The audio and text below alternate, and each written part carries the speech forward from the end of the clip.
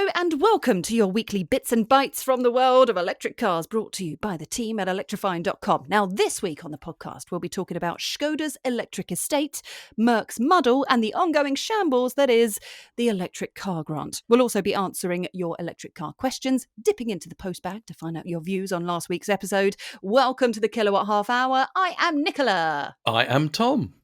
And I am Mike. Marvellous.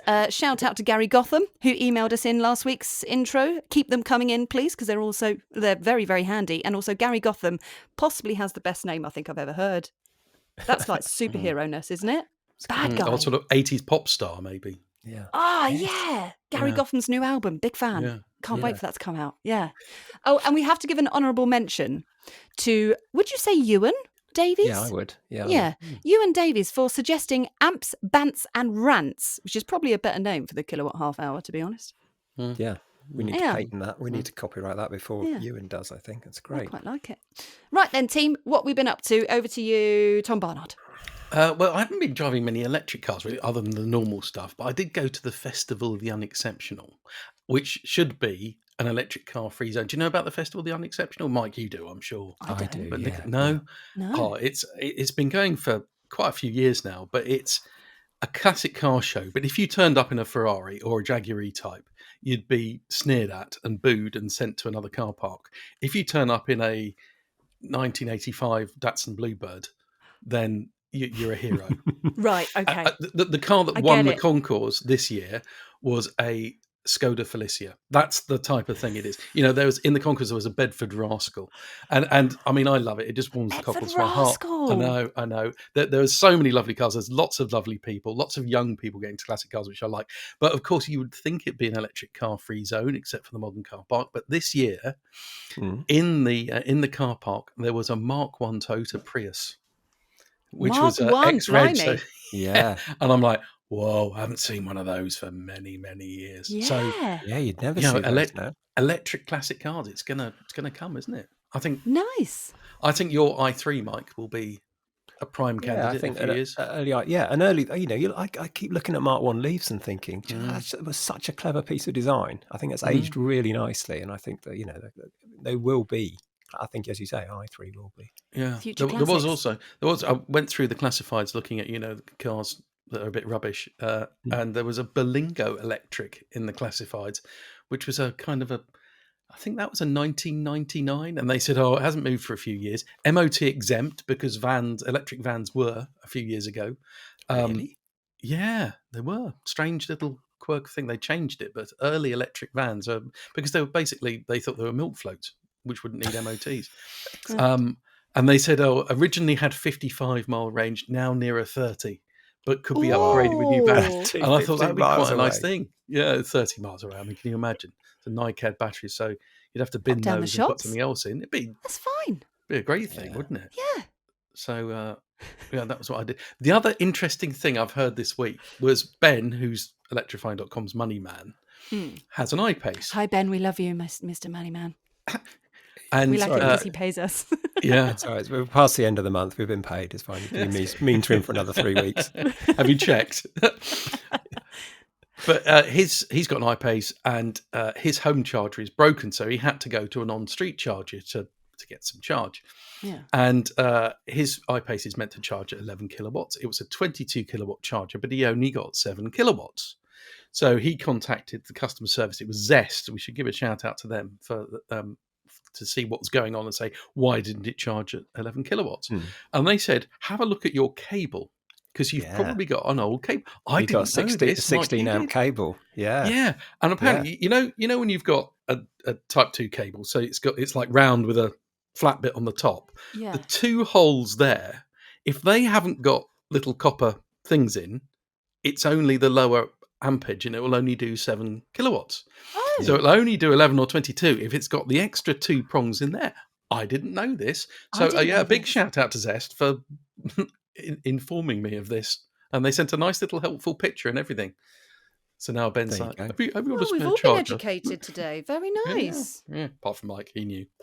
Oh, Mike, what have you been up to? Well, I've been out and about.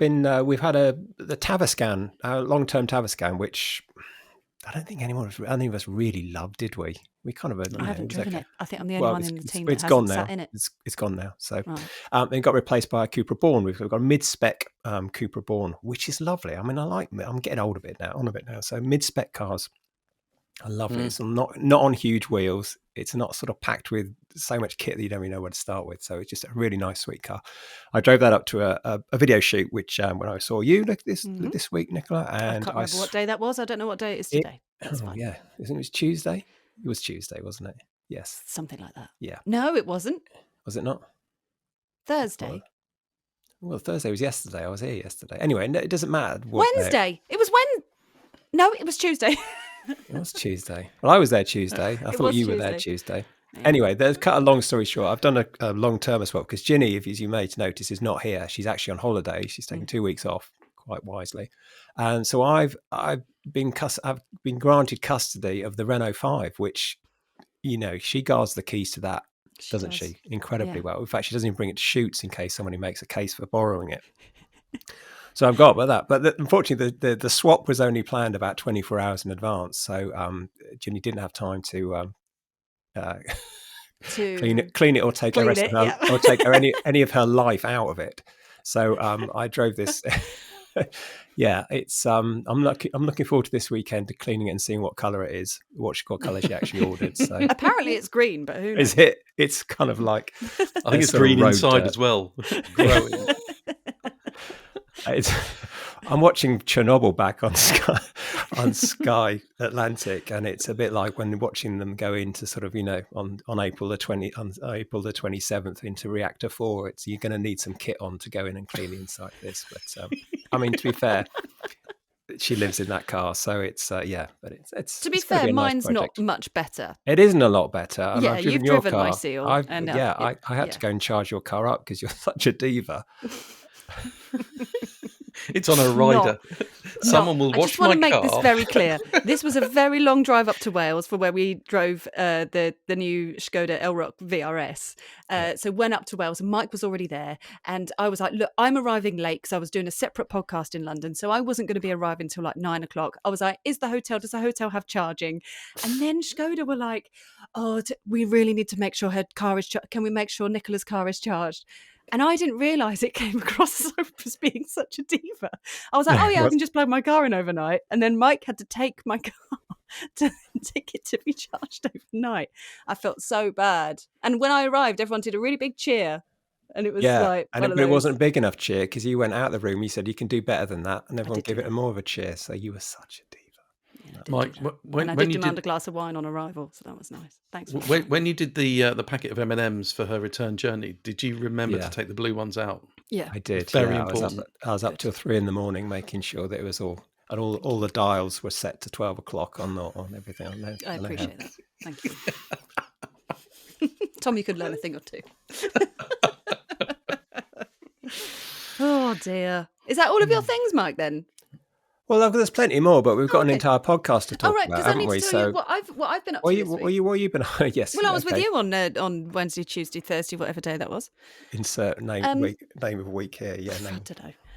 And I've experienced 2 new things this week. 2. Okay. Number 1, I can't tell you the car we was driving and all that sort of stuff, but number 1, we were filming with a car, and me and Manos were staying at the same hotel down the road because we were doing a 2-day shoot. We arrived at the hotel. Turns out there was a whopping great big nail through the tyre. No! Posted it on Instagram, all that sort of stuff, because that's what I like to do. And no idea when it happened, how it happened, or whatever. But we just noticed that the tyre looked really, really low. So then got the torches out, because it was night by this point, shining it around it and spotted it. And then we were like, foam kit. And then I went, I know what to do. And the reason I know what to do is because of Tom Barnard, because you were in this situation about 3 weeks ago, something like that. Yeah, in the Grandland. Yeah, in the Grandland. Yeah. So I was like, I know that you have to make sure that the nail is now at the bottom when you then fill it up with foam, so then it can kind of settle in that space, and then you take it for a drive after that. I was like, I know this now. I've learned so much from this podcast. It's wonderful. So we managed to kind of fix it, and then it was fine. The car got moving, and that wasn't an issue in the end. The second thing I did, which I've never done before, is tow. I towed for the first time ever. So I have to, first of all, say thank you to Mike for teaching me how to hitch up a trailer, because I didn't know how to do that. You're welcome. I took a trailer out, towed it, and I also got in a situation where I then had to reverse. That was that's interesting. the real skill. Yeah, that's hats off to people who do that for a living. I didn't do very well with that. Can't lie. I'm kind of allergic to towing after having a particularly bad experience of trying to reverse down a country lane. And then I went on the Ford Ranger PHEV launch, and they said, "Oh, we've got one of these towing electronic gizmos." And I'm like, "Oh, I don't really like towing." And they said, "No, try it." And I don't think it's new. I think a lot of other cars that have towing packages have this, but you can say, right, well, you look in the camera and there's the trailer, and the car knows what size the trailer is because you've had to calibrate it at first, and you name that trailer my racing car trailer or whatever it is, and then you just steer it using like a central dial thing, and you can just go into space it. And I'm like, whoa, because I know what it's like trying to reverse a trailer without any electronic gizmos, and this makes you look like a proper pro. Nice. It'd be life-changing. On the Skoda and Volkswagen and Audi, I guess, you steer it on the little thing that adjusts the mirror. You know, the little joystick that you adjust the mirrors with. You drive it. That's with that. so clever. It is. It's slightly unnerving because there's an awful lot of mass that you're moving around on the basis of a tiny little thing that sort of fits in your finger. So, yeah, I mean, how it does it, I have no idea. That's so, because reversing it manually is a whole separate entity that I wasn't emotionally prepared for. No. And you've got to think opposite to what you want to do. That's where I was getting confused, because it was like, I just wanted to kind of reverse and bring it round to my right, reversing. But to do that, I have to steer left. I can't even explain it to you. It just does my head in. And Manos was just stood outside shouting at me the whole time because he was getting really frustrated with me. I was like, I don't know what I'm doing. So good, successful day. It was really great. Yeah, never mind. Right, let's move on to news stories, shall we? So another week, and we are still no closer to knowing what cars are going to be included in the government's list of eligible models.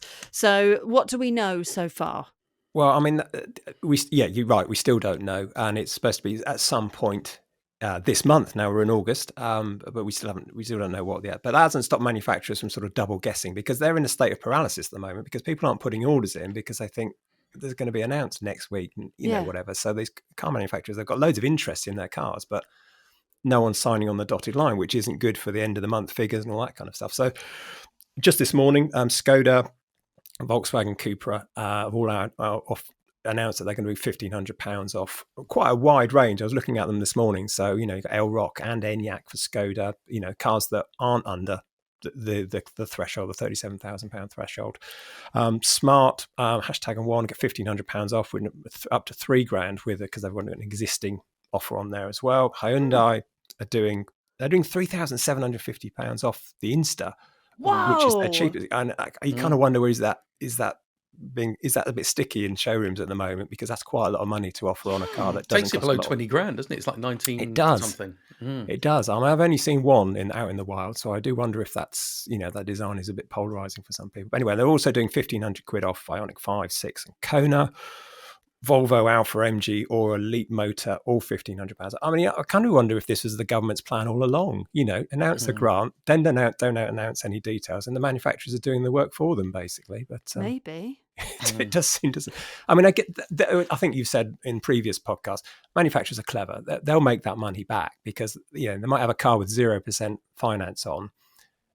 If they offer £1,500 off, they'll probably just put the interest onto the PCP. So they're not stupid. They don't give money. It'd be interesting if I had the time and the inclination, I might go back through a Wayback Machine on the websites and see if the 0% has disappeared and now gone up to like 7.9% to cover that would be interesting, wouldn't it, to have a sneaky look and see who's been a bit naughty. Do some digging. I'm sure it's going to have gone on, but yeah. What are the other news stories we've got? Well, CLA charging. I'm sure you both watched my CLA review video. I did many times. Yeah. But they've got this strange situation with the CLA where it will only charge at 800 volt chargers, And it's quite difficult to work out how many 800-volt chargers there are in the UK, but there are a few. Is it the majority? I don't know. I think basically anything over 150 kilowatts is going to be 800 volts. So you'll be all right charging a Mercedes. Anything below that is 400 volts and you can't use it.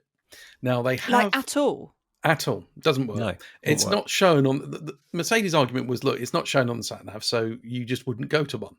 And I'm like, well, there are a few occasions where I've been like, right, well, there's a 50 kilowatt charger at this hotel or whatever it is, so I'm going to use that. It's the nearest one. Or, right, where's my nearest charger? It's there. I'll just go, even though it's going to take me longer, I just need an extra 20 miles or whatever it is. So my argument to the Mercedes man, who was very patient with me, was that this is a bit like saying you can only use Shell petrol stations in your petrol car. Yeah.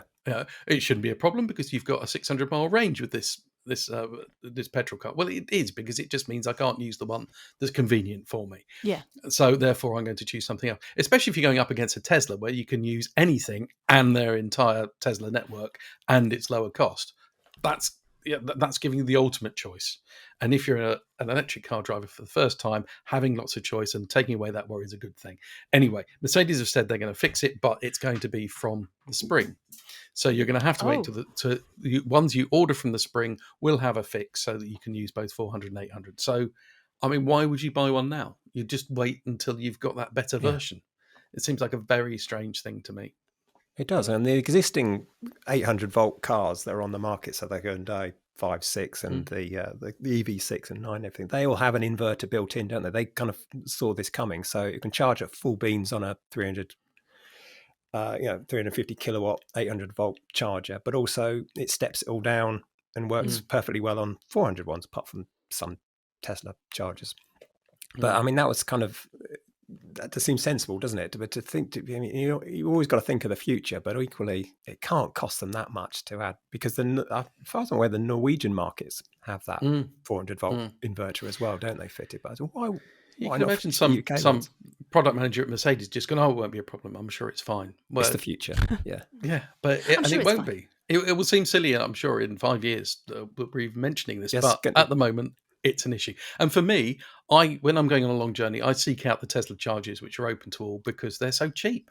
So a Tesla charger is 45p off peak, whereas you go to somewhere else and it's 90p. So it's exactly half the price. And they're generally more reliable, and they work easily. You choose the stall number on the app, and then bosh, it's away, isn't it? So isn't that that's how you charge my seal at the Škoda event? I did, the event hotel where I was working, that had a bank of 6 superchargers there, and it was great. We just charged them up. Yeah, it was perfect. Worked really well.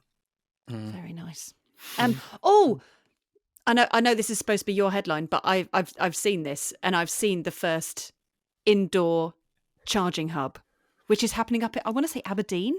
Yeah, I think it was Aberdeen, isn't it? Yeah. It's Aberdeen. Yeah. They've opened up a warehouse so that you can finally actually just be indoors, out of the rain, all that sort of stuff, so that you can charge up your car. Yeah, it's not quite there yet. They've applied for planning permission to refurb an old warehouse so you can go in. It's got a nice shop. Why has that idea taken so long? I don't know. I mean, it does make enormous sense, doesn't it? But I suppose outside spaces are cheaper. But you think of like most chargers are all outside and they don't have shelter. That's one thing that really irritates me so much. So when it is raining, yes, I know that you can sit in your car while it's charging, but I have to get out in the first place to plug the whole thing in. And I don't want to have to stand outside in the rain and deal with that. So having a whole indoor situation is brilliant. And there's so many warehouses around the whole entire country that could be turned into these wonderful indoor charging hubs. And if they're in industrial areas, they've generally got a really good power supply, haven't they? Because they're, generally speaking, industry needs a lot of power, so a lot of it's already there, isn't it? Brilliant. I wonder if they're going to have to close it at night, because if you think that the shop's not shut, and or if the shop shuts up, and then you've just got an area where a car can go. I don't know. Would you go into an enclosed space at night if it's That's a good point. I don't know. Turns out what's how the kind difference of between inviting being at the back is. of a car park by yourself and being outside? Someone can hide in the bushes. Yeah, I don't think it makes any difference. No,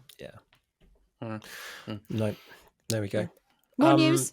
Yeah, we've had Skoda have released one of those teaser images that's just a roof line, those kind of things. And I went on Photoshop and did the usual trick to see if you could lighten it and see the rest of the car, but you can't. They've done this one really, really well. But it's Skoda's a Vision Zero or Vision O. I couldn't quite work it out. I think it's Zero. Zero sounds cooler. It does, doesn't it?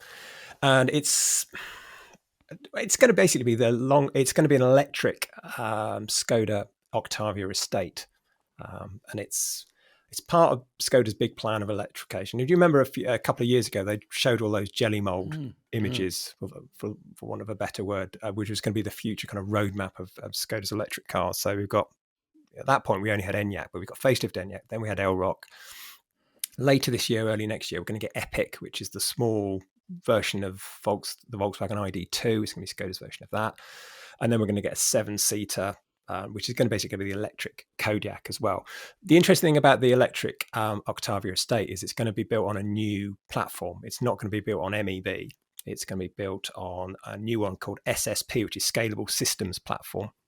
Oh. And I want to bore you all to tears, but it's basically what's going to replace MEB. Because at the moment, Volkswagen have all their internal combustion engine cars are on MQB platform, and all the electric cars are built on MEB platform because you need to have two separate platforms going. What they want to do is put it all together and make sure they've only got one set of underpinnings for all their cars.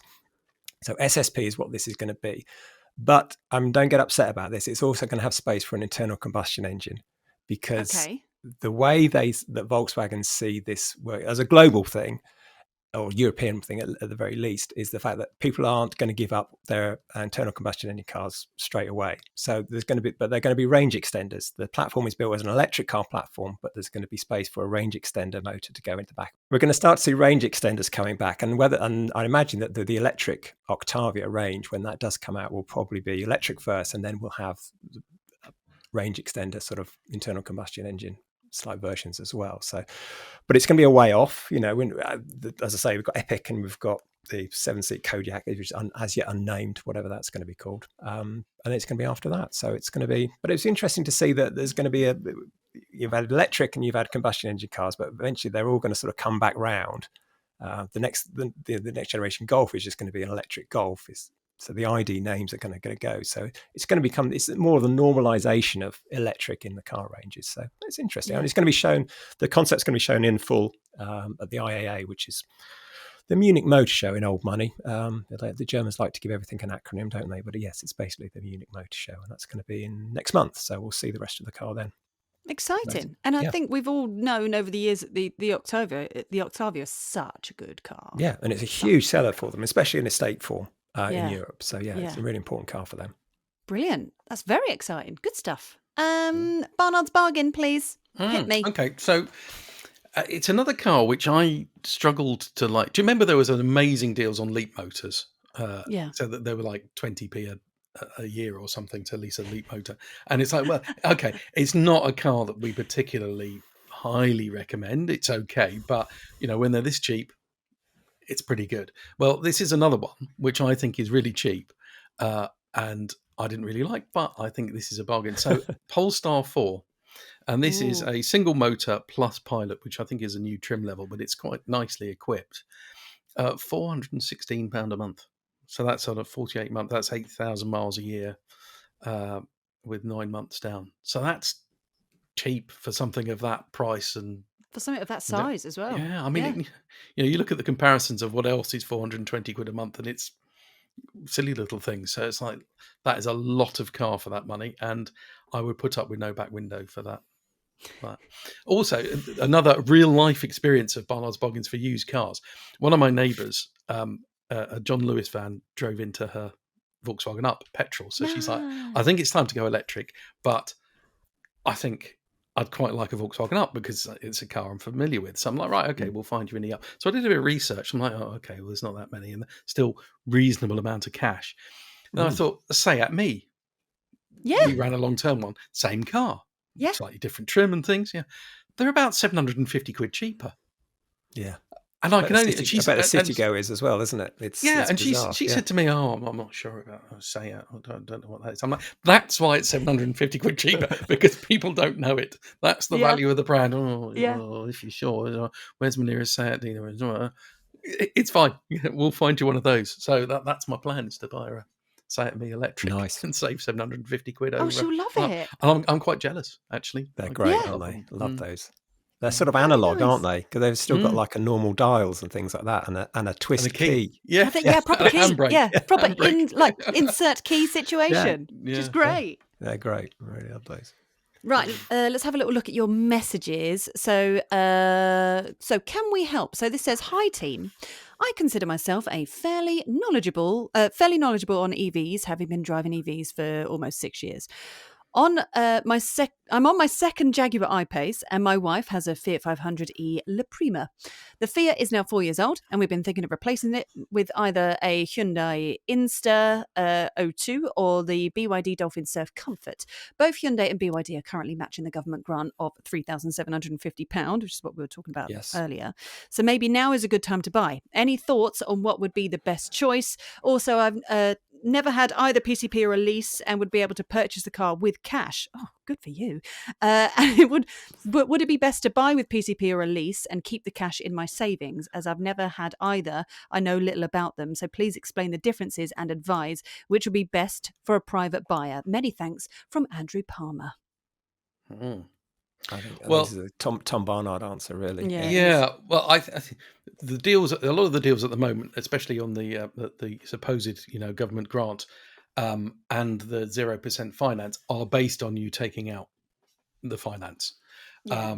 So a lot of the best deals on that, because they like you being on finance. They like the fact that lots of people are on PCPs. They ring you up after 3 years and they say, "Oh, we can get you in a nice shiny new one with a better trim, and it will cost you £2 a month more." So you're continually on that conveyor belt of having their car. So they like it if you take finance. What I would do is have quite an honest conversation with the dealer and say, "I can pay cash or I can take your finance. Which is going to be cheaper for me?"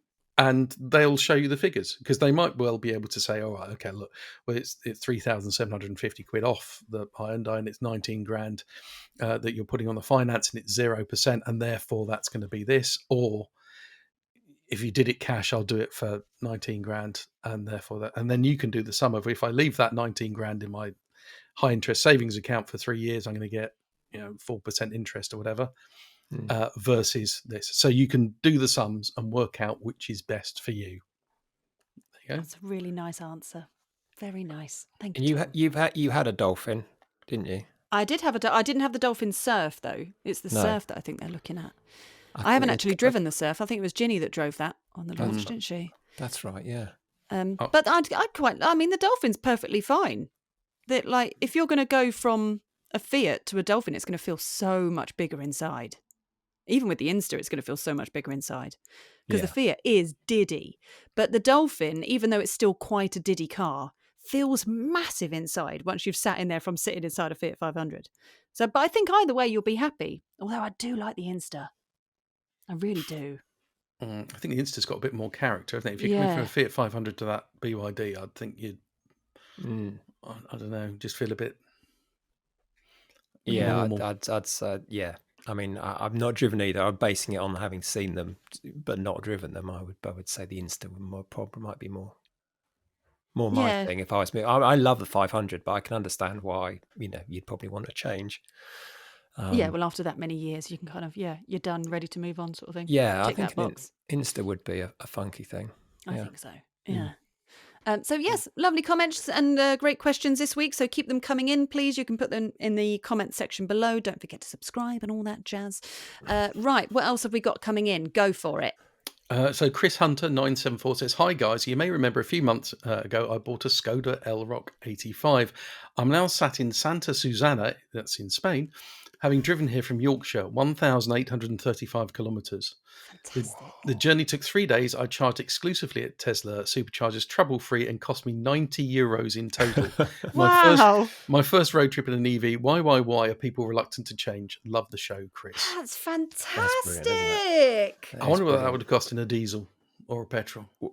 Way more. One tank would have cost more than €90, wouldn't it? In anything. I mean, I know it would get you further down the road than an electric car would, but I mean, he's still done, what's that, 1,400 miles, something like that. And that's mega, isn't it? So yeah, people were saying, "It took me 3 days. I could have done it in one stint if it was in a diesel." Yeah, I could just do it all in one go without having to stop. Yeah. We all need a wee at some point. Get over it. While towing a caravan as well at the same time. People like to put themselves through misery, don't they? Also on the subject of first EV road trips and experience. Well, I love to hear about this. This is good, isn't it? Ron John Makin 85 says, went on holiday to the New Forest, which is my neck of the woods, from the Midlands, and stopped for a charge at Winchester, a great hub with a Costa on site, and they're doing a special rate for charging. This place is amazing. I think it might even be Europe's biggest charging hub. There's like 44 I've heard about this place, just off the A34. And it's got a huge solar farm that backs into it. So during the summer, it's cheap. It's I think like 50 odd p a kilowatt hour. It's not like a deal you've got to turn up at 3 a.m. for it. It's like cheap for the whole summer because, on a day like today when the sun's out, it's powering itself basically. So that's good. Anyway, I digress. A great hub with the Costa site. Couldn't believe how unused it was. Well, it's fairly new and not many people know it's there. My Countryman's range was amazing due to the 40-mile-an-hour speed limit around the park, which means the New Forest, I think. Keep up the good work, folks. But, there we go. Oh, it's all lovely and positive, isn't it? Because we've even got some people that are joining the EV club. So hello to Mark Aldridge. What are we going to go with? H6Z? Sure. Yeah. I've finally joined the EV family, buying a nice used BMW i4 M50 to replace my Audi S4. First drive was 350 miles home and managed to charge with no issues. Yes! Welcome to the club, Mark. I really like the i4. I've kind of forgotten about that car, but every time I see one, especially in that green, I go, "Ooh." Yeah. Oh, I'm more of it's like a sunset orange in a BMW. That's nice so as well, isn't it? Yeah, love it. You're right. i4 is forgotten, isn't it? And it's a jolly good car. Yeah, and At the other end of the scale, Colin7425 said, I picked up my first EV 2 weeks ago, a Dacia Spring Extreme 65. I love it. It has more than enough poke for daily driving, not too many annoying features. It has the Renault 2-press button to switch off all those things anyway. So that is a good button. I've discovered that on the Renault 5 by accident because it's a really odd logo on that, but it's just like a car with a line around it. And I thought, I was bored. I thought, it was a 3-hour drive home. What does this do? And you press it. And of course, you have to set your personal stuff to your personal preferences to have everything off. If you want this, some people may enjoy having all these things on. So you just press that twice and that just calls up your personal settings for all the driving assistants. And if you've got those switched off, then it just changes that. And it just seems a very clever solution to it without having to, fall foul of Euro NCAP's rules that you have to have a positive action for switching them off. So, I mean, manufacturers are very clever at working things around. This is probably within 6 months to a year after they all came in that they've worked out very clever ways of being able to switch it off without making you feel like you're putting yourself at risk. Anyway, MIG V40 says, hello team, I finally joined the electric car family. I'm collecting my 2021 Kia e-Niro 4 from Cinch over the weekend, and I'm so excited. It'll be a big upgrade from my diesel 2013 Volvo V40. Yeah, it will be. That'd be nice. Oh yeah, lovely. Very nice. Good car, an e-Niro. You'll be happy with that, I'm sure. Yeah. 4 Plus is the posh one, isn't it, as well? Oh yeah, I forgot to add the Plus. Yeah, sorry, I've got done all you the a bells and disservice. whistles. Yeah, exactly. You'll want for nothing. So these are sort of EV must-haves and features that matter. There's been loads of messages on this. So this is from Richard Piper 4828, who says, useful. Heated seats and a heated steering wheel, a must in the winter to save on having to heat the car. It's very irritating to often see that heated seats are only available in the top trim models in a range. I totally agree with you, Richard. Yes. Heated seats and heated steering in any EV, I think, should be standard because it's such a massive thing in winter. Because it saves you from having to blast all of the fans, saves on your battery, saves on your range, and it keeps your aching back soothed, which is nice. Roderick James says the same. He says, must have for all these are heated seats front and rear, at least as an option. Far too many manufacturers only offer front heated seats in their upper trims, and the vast majority don't offer any for the rear seats. This is daft. Even the old Leaf had heated rear bench seat. Now, the one problem I have with heated rear seats especially on the Leaf, as far as I remember, is that it was a toggle. So it wasn't like a switch where you just press it and it automatically resets when you turn the car off. So kids, being generally useless, would leave them on all the time. So they'd get out, they'd go to school, they'd go to whatever, and then you'd be driving around for the next 3 weeks with the heated rear seats on, which was a waste of energy and Well, they don't turn off when the car turns off then. Yeah, right. They don't. So it's just like a light switch. It's a clunk, and they were on. So used to wind me up when I get in there. And they get in there, Mum, it's all comfy, all sweaty. It's like, because you left the seat on. You did this.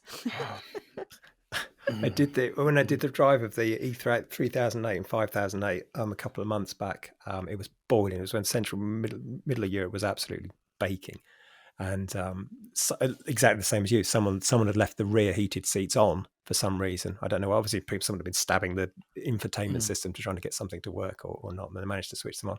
But they'd very nicely given us a couple of bottles of water, which we'd both sort of slung into the back seat by our bags. So although the car was a nice sort of 19 degrees and we were super cool and everything, we got a bit thirsty, and of course it was like tepid water because they've been sitting on a heated seat. So there's nothing worse than drinking kind of lukewarm water, is there? So we had to, because that was the only sort of fluid that we had with us. So yes. So yeah, you got to be careful. I don't know why they stay on. I mean, the ones in the front never seem to stay on when you want them to. So why the rear ones seem to stay on? I have no idea. Yes. So, and Ziploc 2000 says adaptive cruise control is the one feature I miss in my EV, having used it for a while in my wife's EV. I set it to 55. I'm guessing that Ziploc 2000 might be from the States here. Come up behind a slower car at safe distance and just let the car match their inconsistency. And on the flip side, we have Mr. M. David 200 IFY says, I'm merely posting to express my agreement with Vicky Parrott about adaptive cruise control, which I hate. On my Tesla Model 3, adaptive cruise control is the one thing I really dislike. Just too many instances of weird and dangerous behaviour where it just randomly panic braked. Oh. Are you adaptive cruise control people? I love it. You're used to? I love it. There are some dodgy bits, aren't there? You have to pay attention, because if you like go onto a motorway curve, it sometimes sees the car in front of you slowing, or a truck or something, and slams on the brakes. Depends on which car you're in. Depends on how they on which car it is, because I know that the Škoda Elrock, for example, if you set your cruise control, as soon as it approaches any type of corner, it will slow down to a good speed to take that corner anyway. So actually, you can use that on B roads if you want to, because it just deals with it so much better. But like the BYD Seal, that will just stay at the same speed, and then obviously will move back and forth with whoever's in front of me. But I use it all the time. It's lazy driving at its finest, isn't it? I love it. It. Yeah. Big fan. I think the ones that read the speed limits as well and then automatically adjust are interesting. When it works well, it's great, especially if it's letting you know when it reads something that it shouldn't read, thinking it's a speed limit sign. So, something by the side of the road, number 30 High Street, and then suddenly it's reading that, thinking it's the 30 mile an hour sign, and slamming on the brakes is not quite so good. But when they're good, I think the better the car, the higher tech the car, the better it is. Yes. Well, talking of tech, we have tech loves and hates. So this is from Mr. Titalis. Titalis? Go for it. Yeah. Hi all. A feature that I really love on my BYD Dolphin is the auto brake function. After being in the wrong lane on the M3 going M25 southbound, stopped me having an accident when I was paying more attention to the HGV behind me than to the traffic that suddenly came to a stop in front of me. And something I also really hate on the Dolphin is the auto brake feature, because it panics. Same thing. Because it panics when I'm driving onto a busy roundabout, when the car in front of me is going from right to left, won't be there when I get there, but the car thinks that it will be. Oh, well, that's life with a modern car. So he loves it and he hates it at the same time. Good on the motorway, not with a roundabout. I've had exactly the same thing with a Dolphin. I don't know if you did, but he's just described exactly the problem. Is there's what it is. You kind of on a busy roundabout, you can see a gap coming, so you think, right, okay, I'm going to accelerate into that gap. There's a really busy roundabout near me, so you've got to be fighter pilot reactions to get into a gap. But if the car still thinks that it's one step behind you, and it slammed the brakes on, so I missed the gap and I almost got tailgated by the car behind me. So it gave me a load of porn, thinking I'd stopped, like an idiot. So yes, that needs calibrating better than that. But obviously, it saved your bacon on the M3, so it's swings and roundabouts. It's good and it's bad. It's positive and it's rubbish. There's an override, isn't there? And they have to have an override so that if it does come on and slam on the brakes, you have to lift off the throttle and press down again. So it says, "Oh right, you really do want to go." Yeah, I think that's the override. So you just learn to work your way around these things, I think. But the slam on the brakes is like a shock to the system when it does happen. And it does it when you're parking hit something, as well, doesn't it? Yeah, it does. Yeah. If I'm trying to park on my driveway, it does it. Yeah. Or the seal when I'm reversing out of the driveway, so I'll reverse out of my driveway. I'm looking left and right, lovely, and I spot a car coming up in the distance, so I will sit and stop, and then it will kind of beep as the car's going behind me. But even though I know it's gone past me, I'll start to reverse back, and it slams the brakes on immediately. Just thinking that the car's still behind me when it's not, and that gets a bit irritating sometimes. Yeah. But again, BYD. Yeah, I've had it on the buzz when it reverses, and it's on the buzz the sensors are really low because they're in the bumper, which on the buzz is really low. And I was reversing into an Ionity station into the bay, and there was a weed growing up in the grass, and it spotted that, and it thought that was obviously a solid object. But as you say, the violence at which it puts the brakes on, I thought I'd hit it. I thought I'd hit a Charger. It was that kind of like bang, stopped. Yeah. I thought, oh my God, what have I hit? What wasn't I looking at? And it was it was just that. It was just the auto brake because it spotted a weed. Yeah. Protected the weed though, as long as the weed's all right. Well, the weed was fine. Yeah, my heart rate was through the roof.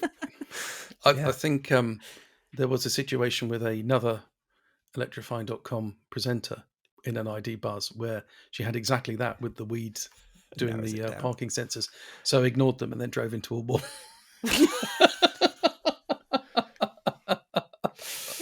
It's just weeds. Bang. You can play chicken with it only so much, really, can't you? So was it Ginny? I'm not saying. Can't possibly. She's on holiday. It's fine. But it was somebody else who works for Electrifying's wall as well. So it was all very awkward for a few minutes. No. Okay. That's not good, is it? Was it Nicky? You can't. It's not here to defend herself. It was Vicky, though, wasn't it? It's not here to defend herself. It was Helen. So it wasn't me. So I know it wasn't me. Should we blame Helen? Let's blame Helen. I was going to do a link there about being useless, but I won't. So Focal 2001 says, my nomination for a useless feature is gesture controls.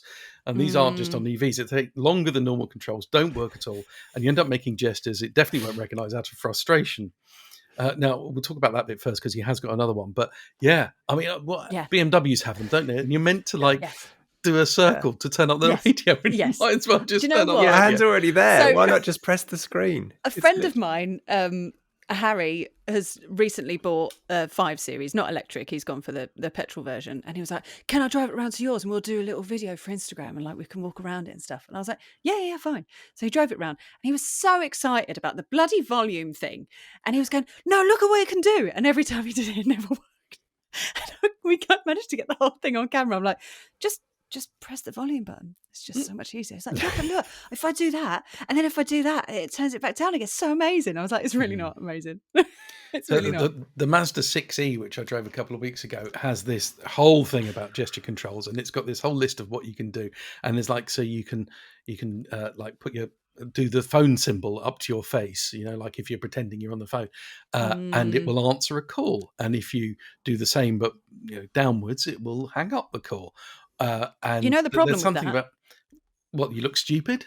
No, well, because kids these days don't pick up and put down calls like that. Yeah, we do because we remember landlines. We do the phone gesture and then we put phones down like that. But you ask someone younger than 25 to do that, and they're answering calls like this with their hand, flat to the side of their face, and they're putting calls down by pressing a touch screen, and that's how they're putting calls down. So it's not going to work for anyone under the age of 25. Anyway, none of the gestures worked on the Mazda. That's all right then. There was one, I think you did kind of a peace sign type thing, and it was meant to take a selfie. Didn't work. What if you turn the piece the other way? Then it does rude signs out the car probably. But no, it didn't work. So I agree with that. His other nomination was digital rear view mirrors. Said if you wear progressive or very focal lens glasses, the problem is that the close focus vision at the bottom of the lens, meaning you have to tilt your head backwards to see in the mirror, which is hardly safe. This isn't a problem with normal mirrors, as the reflected image is a similar focal distance where you're looking when driving. I can imagine that. You see people reading impossible menus. because you're like that looking at the actual mirror. Nicholas pointing upwards. You may speak. The new IM6 that me and Ginny filmed with last week. This is the new MG IM6, right? Yeah. It's got the full panoramic roof, but then at the back it's got a whole separate bit where a full massive TV screen folds down so that passengers in the back can watch the telly. But what that does is completely block your rear view mirror view. And they're like, well, that's not a problem, because if you scroll up on the steering wheel, a screen comes up on here and that will open your digital rear view camera. But the digital rear view camera is square, so it's not quite a rear view camera view that you normally get. And you're kind of having to look down on the screen to see what's going on behind you. But even though you have a mirror there, so you're naturally going to be looking up and not being able to see out of it. I really struggle with them. And it's like the perspective of them just don't feel human. No, doesn't they feel don't. Everything right. flattens everything, doesn't it? So you don't have any kind of depth perception. Yeah, I mean, it's a mirrored piece of metal is a shiny piece of metal is a perfectly usable solution to a mirror.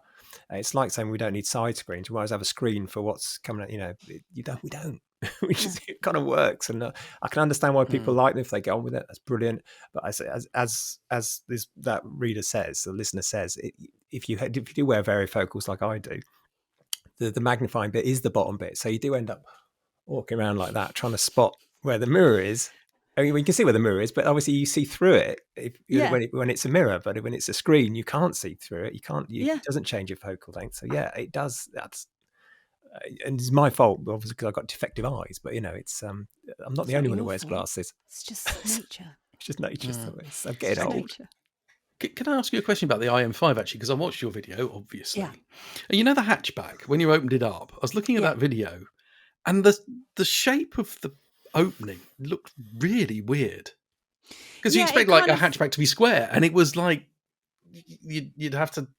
The only things you could get in that were larger were like a beanbag that you were squashing in the middle or something. No, you could, because it's so deep, you can easily get suitcases and stuff. So actually the shape of it, I don't think affects the practicality of the boot. But I see what you mean, because as soon as you open it, you expect it to be this lovely big square opening space, but it's kind of like curved, like it's got hips. That's what it looks like. Really odd. But because it is so deep, it's a really deep boot. So I think it makes it quite practical. We managed to get a lot of stuff in there, so it was all right. I quite like that car. I don't see the point in the crab walk, but there we go.